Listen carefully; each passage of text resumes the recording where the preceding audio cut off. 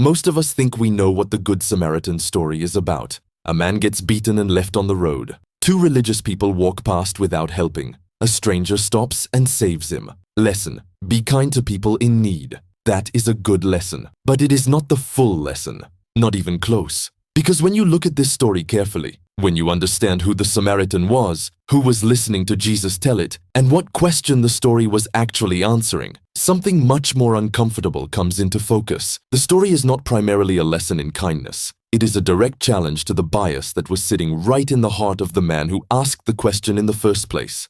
And if we read it honestly, it is a challenge to the bias that sits in all of us. I believe when you see what Jesus was really doing here, it will reach parts of you that the kindness version of this story never quite gets to. The story of the Good Samaritan does not begin on the road to Jericho. It begins with a conversation, and the conversation tells us everything about what Jesus was actually trying to do with this parable. A lawyer, an expert in Jewish religious law, comes to Jesus and asks him a question. But Luke tells us something important right at the start. Luke 10:25 says, "And behold, a lawyer stood up to put him to the test, saying, 'Teacher, what shall I do to inherit eternal life?'" He stood up to test him. This man was not genuinely asking. He was setting a trap. He was a professional religious expert, and he wanted to see if this teacher from Galilee could be caught saying something wrong.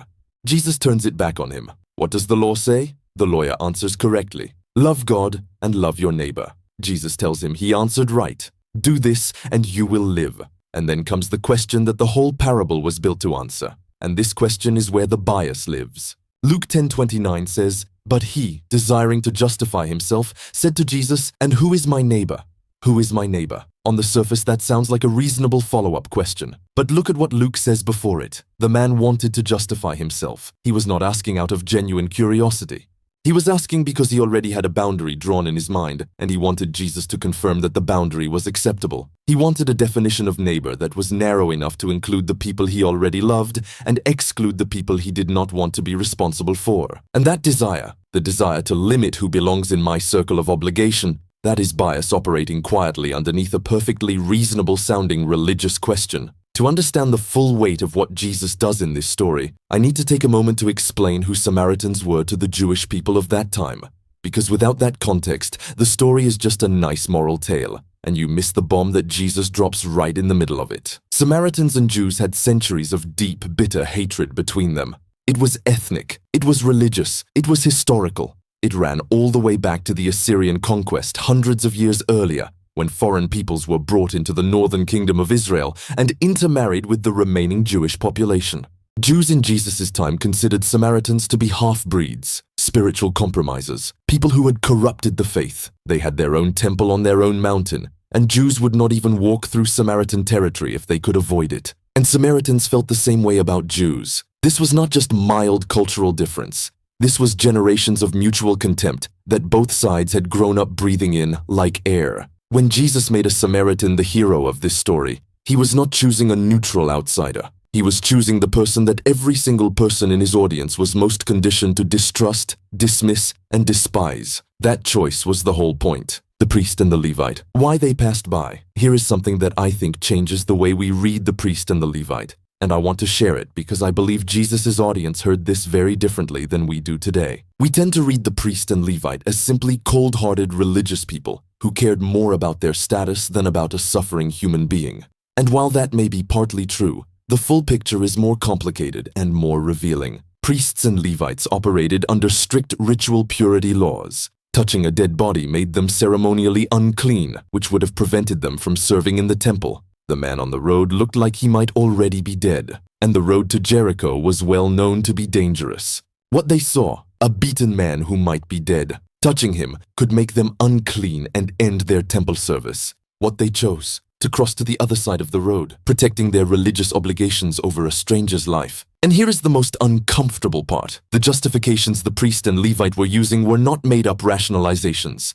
They were real religious reasons rooted in real religious law. They could have defended their decision to any fellow religious expert of the time and made a reasonable case. That is what bias looks like when it is well-dressed. It does not show up as pure cruelty. It shows up as a system of categories that has been built up over time. Categories that feel perfectly legitimate from the inside. Categories that make a very convenient excuse for not helping the person on the road who does not fit neatly into your circle of obligation. The priest and Levite did not hate the man lying there. They just had a framework that made it possible to walk past him without feeling like they were doing something monstrous. And frameworks like that are the most dangerous kind of bias because they feel so reasonable to the people who hold them. What the Samaritan actually did and what it cost him. When the Samaritan arrives in the story, Luke uses a word that I think deserves more attention than it usually gets. Luke 10:33 says, "But a Samaritan, as he journeyed, came to where he was, and when he saw him, he had compassion." He had compassion, the same word used elsewhere to describe what Jesus felt when he looked at crowds who were lost and hurting. A deep, gut-level movement toward another person's suffering. And the Samaritan does not just feel something, he acts on what he feels. He goes to the man. He bandages his wounds. He pours oil and wine on them, his own personal supplies, things he was carrying for his own journey. He puts the man on his own animal, which means the Samaritan walked while the stranger rode. He takes him to an inn and stays the night with him. Then he pays for the man's care and tells the innkeeper he will cover any extra costs when he comes back through. This is important because the Samaritan had every reason to keep walking. The Jewish man lying on that road would have despised the Samaritan in any other context. The Samaritan had no cultural obligation to this person, no religious law requiring it, no social expectation demanding it. He stopped and helped an enemy because the enemy needed help, and he did it at his own expense, with his own resources, without asking for anything back. The person who crossed every social boundary, who ignored every cultural script that said this man is not your problem, who saw suffering and simply responded to it, was the one that the Jewish audience had been trained from childhood to see as fundamentally less than themselves. Here is the moment that I think is the sharpest and most brilliant thing Jesus does in this entire story, and it is something most people read right past without fully absorbing what just happened. The lawyer started with the question, "Who is my neighbor?" He wanted Jesus to define the category, to tell him which people qualified, to draw the circle and confirm it was acceptable for the circle to have edges. But at the end of the story, Jesus does not answer that question. He asks a completely different one. Luke 10:36 says, "Which of these three do you think proved to be a neighbor to the man who fell among the robbers?"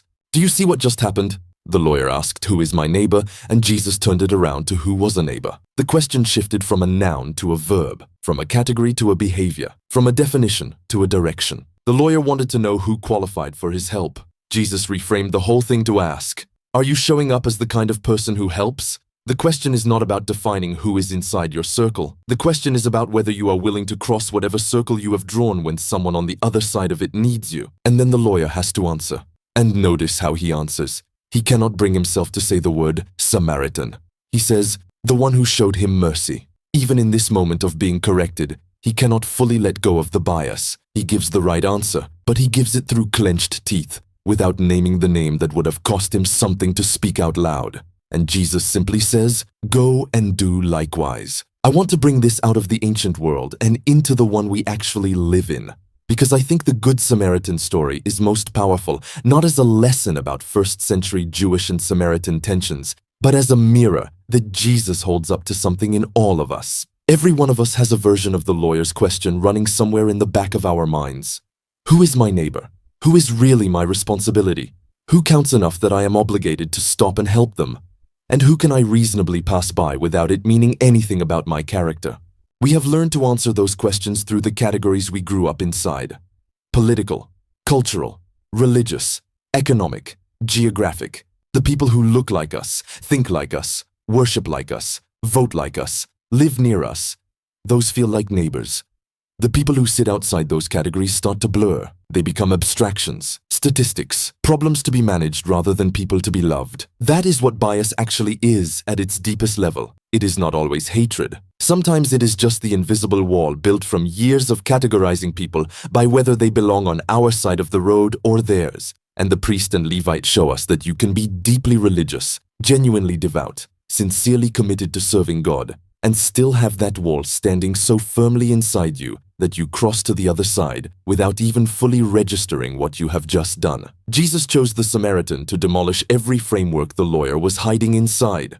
He made the despised one the example. He made the enemy the teacher. He took the person the lawyer's entire religious and cultural world had told him was less than and showed the lawyer, and every person listening, that this despised person saw a human being where the religious experts saw a problem to avoid. The Good Samaritan parable is a story about kindness, but it is more than that. It is a story about what happens to kindness when bias gets in the way. The lawyer did not ask who is my neighbor because he did not know how to love people. He asked because he wanted permission to love a smaller group than Jesus was about to demand of him. He wanted a definition that made his existing biases feel justified and holy. The real question this parable leaves us with is not who is my neighbor. The real question is, what am I crossing to the other side of the road to avoid? And what would it cost me to cross back?